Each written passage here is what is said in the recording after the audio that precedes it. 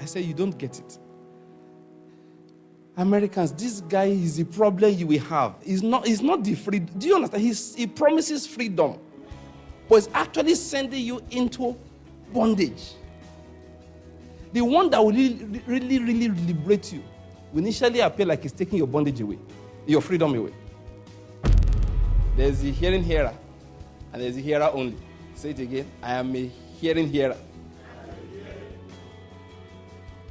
When Barack Obama won election as American president, I was excited. I was excited because just months before that, God had helped me to understand the curse of Noah. When it's a curse be Canaan, a servant of servants he will be. I had explained that curse could not have been directed at Canaan directly.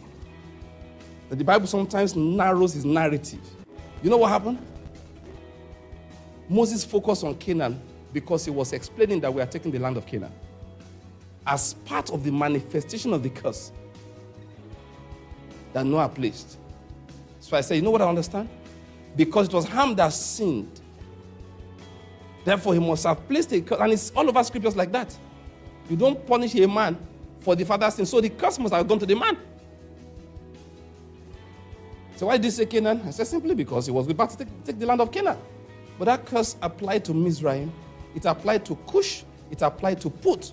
Because those were the siblings of Canaan. And I explained. Fact, till now, it is the reason why you go to the least developed countries in the world. If you count 10 at the bottom, 9 will be in this our continent. There is a spiritual reason for it. I said, but there's the redemption in Christ Jesus. I just preached that for months before. Then Barack Obama rose as a presidential candidate in America. And when he won the election, for me, it was a sign of the thing I preached just recently, that there's redemption in Christ Jesus, and that the curse of Noah can be removed. I explained all of those. I didn't know that there's also what they call, well, I knew, but I didn't know it applied.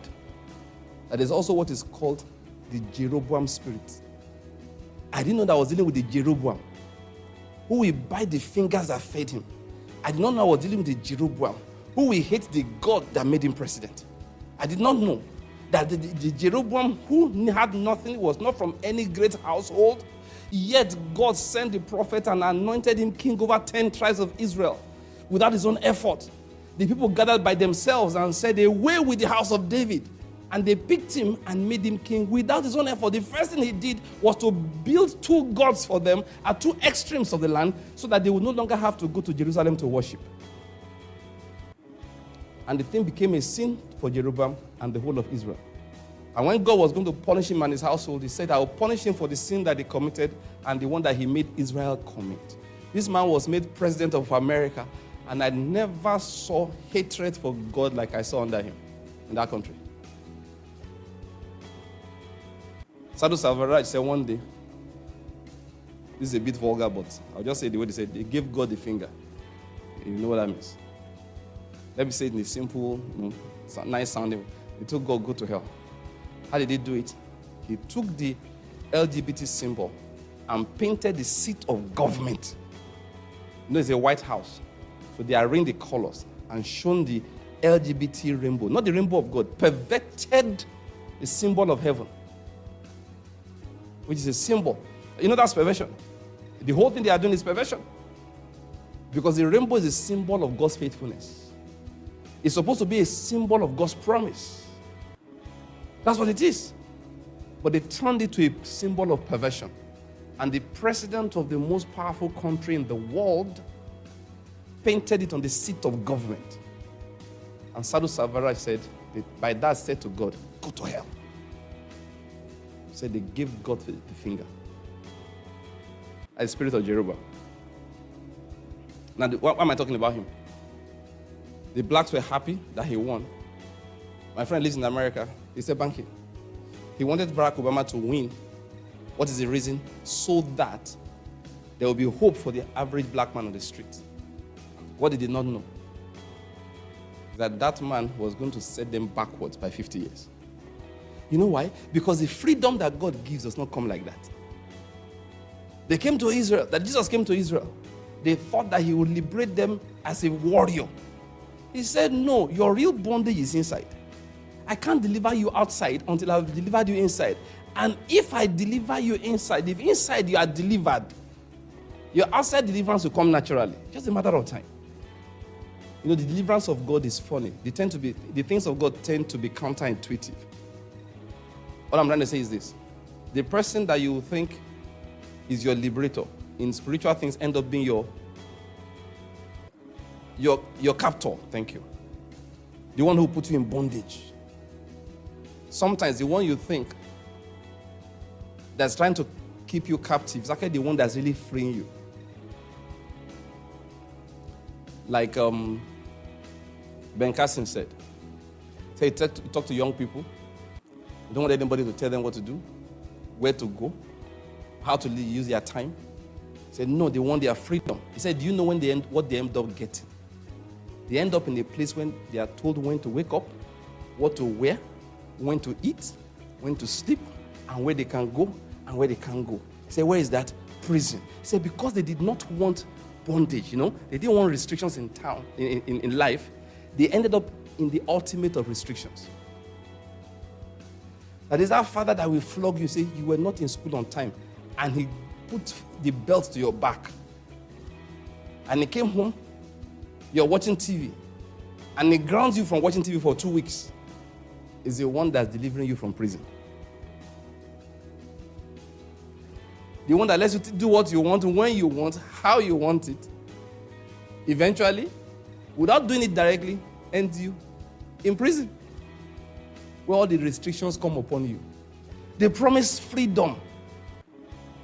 But at the end of the day, what they lead into? Bondage. Why? Because Barack agreed to everything. Want to marry your dog? Feel free.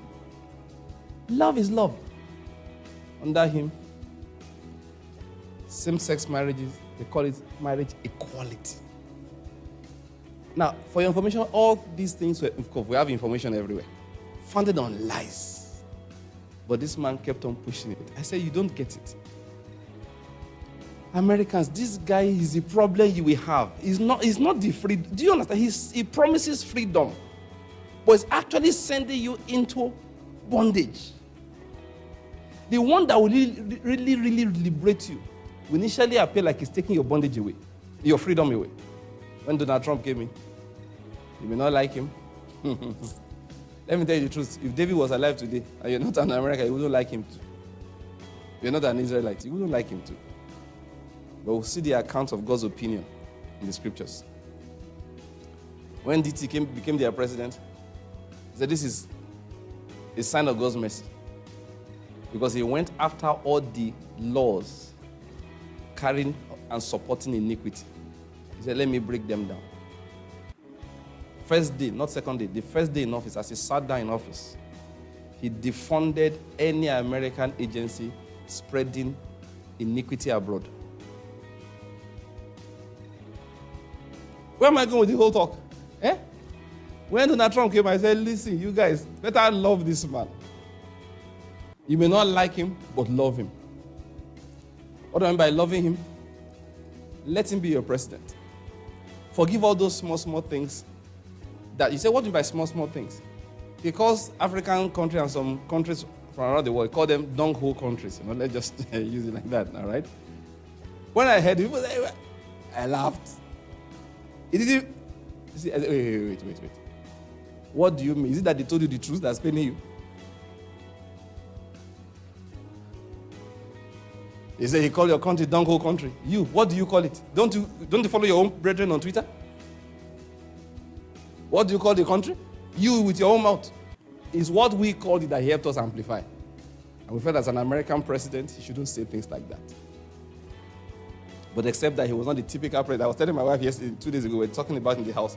I said, do you know he was one president America had, and that I saw, that had one agenda, which was to fulfill all his campaign promises. Go and check it. Every campaign promise he made, he went out to fulfill them. Somebody compiled the videos of all the previous presidents campaigning. All of them promised. Now, I'm not saying I agree with them or with him, but just to see one personality type. all of them promised that they will recognize Jerusalem as the capital of Israel. Now, for your information, I really don't care. The point I'm just making is that he went out. He also promised like about 4 or 5 presidents before him, and he did it. The rest never bought that.